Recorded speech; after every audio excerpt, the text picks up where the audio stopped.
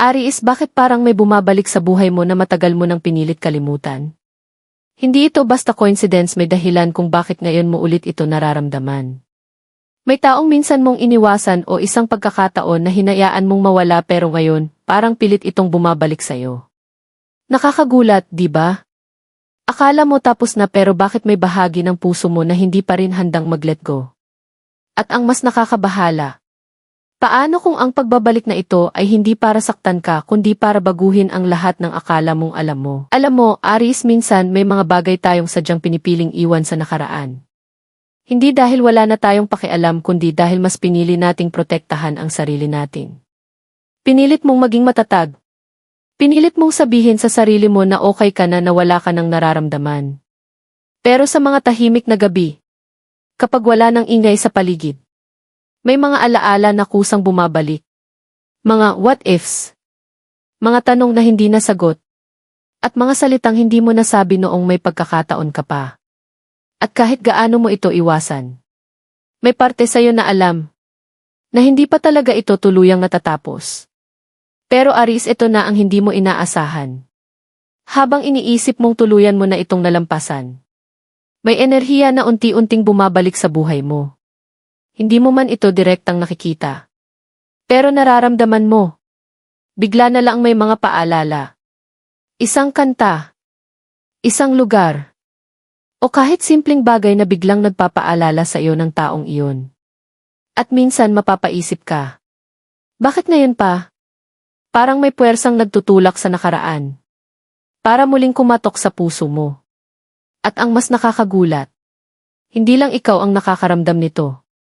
May posibilidad na yung taong iniwasan mo noon ay dumadaan din sa parehong emosyon. Hindi ito basta pagbabalik. Ito ay parang isang tahimik na pagkakataon na muling binubuo. Kahit hindi mo pa lubos na intindihan kung bakit. Aries, may dahilan kung bakit ngayon ito bumabalik. Hindi ito random. Hindi ito aksidente.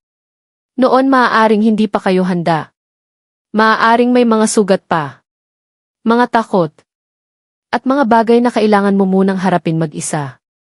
Pinagdaanan mo ang mga panahong halos hindi mo nakilala ang sarili mo. Yung mga gabing tahimik kang lumaban sa sakit. At yung mga araw na pilit mong binuo ulit ang sarili mo. At ngayon ibang tao ka na. Mas matatag. Mas malinaw.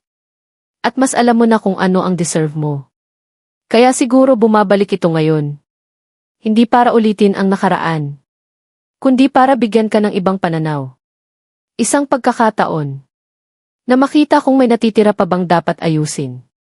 O kung handa ka na talagang tuluyang mag-let go. Minsan, Aries, ang mga bagay na bumabalik sa atin ay hindi para manatili, kundi para turuan tayo kung paano tuluyang palayain ang sarili natin. Pero Aries, dito nagiging mas mahirap ang lahat. Kasi habang nararamdaman mong may bumabalik, hindi mo maiwasan na magduda. Isang parte ng puso mo gusto itong tanggapin. Gusto mong malaman, paano kung this time, iba na? Pero ang isip mo hindi agad pumapayag. Pinapaalala nito sa'yo ang lahat ng sakit. Ang mga gabing umiyak ka. At ang mga pagkakataong pinili mong mag-isa kahit masakit. At ngayon parang hinahatak ka sa dalawang direksyon. Puso mo na nagsasabing, baka ito na yung pagkakataon na hinihintay mo. At isip mo na pabulong na nagsasabi, ingat, baka maulit lang ulit. Nakakapagod, di ba? Yung gusto mong sumugal. Pero natatakot kang masaktan ulit. At sa gitna ng lahat ng ito, nananatili kang tahimik. Pinipilit intindihin kung alin ang dapat mong pakinggan. Aries, hindi mo kailangang magmadali. Hindi mo kailangang sagutin agad ang lahat ng tanong. At lalong hindi mo kailangang pilitin ang sarili mo na magdesisyon kung hindi ka pa handa. Minsan ang pinakaimportante mong gawin ay pakinggan kung ano talaga ang nararamdaman mo. Hindi yung takot. Hindi yung pressure. Kundi yung tahimik na boses sa loob mo. Kung may bumabalik man, hindi ibig sabihin na kailangan mo itong tanggapin agad. At kung may nararamdaman ka pa, hindi rin ibig sabihin na kailangan mong balikan ang nakaraan. Bigyan mo ang sarili mo ng oras. Oras para maramdaman. Oras para maintindihan. At oras para piliin kung ano talaga ang makakapagbigay sa iyo ng kapayapaan. Dahil sa huli, Aries, ang desisyon na gagawin mo ay hindi dapat manggaling sa takot, kundi sa pagmamahal mo sa sarili mo. Aries, minsan ang pinakamahirap tanggapin ay hindi yung sakit ng nakaraan, kundi yung katotohanan na may nararamdaman ka pa rin. Kahit gaano mo pa ito tinago, kahit gaano mo pa pinilit kalimutan, may isang parte ng puso mo na tahimik na naghihintay. Naghihintay ng sagot, naghihintay ng closure, o baka naghihintay ng isa pang pagkakataon.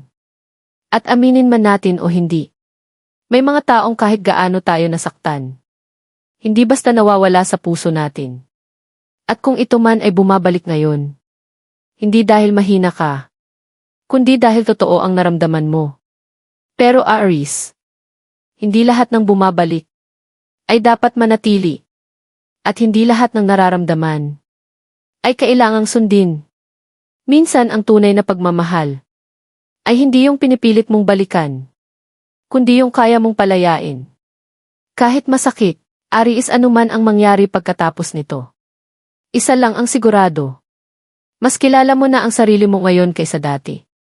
At kahit bumalik man ang nakaraan, may kapangyarihan ka ng piliin kung ano ang nararapat para sa'yo.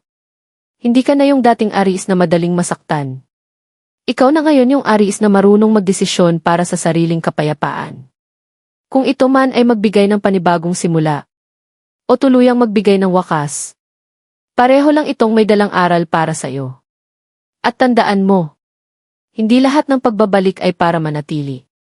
Pero lahat ng ito ay may dahilan para tulungan kang mas maging buo.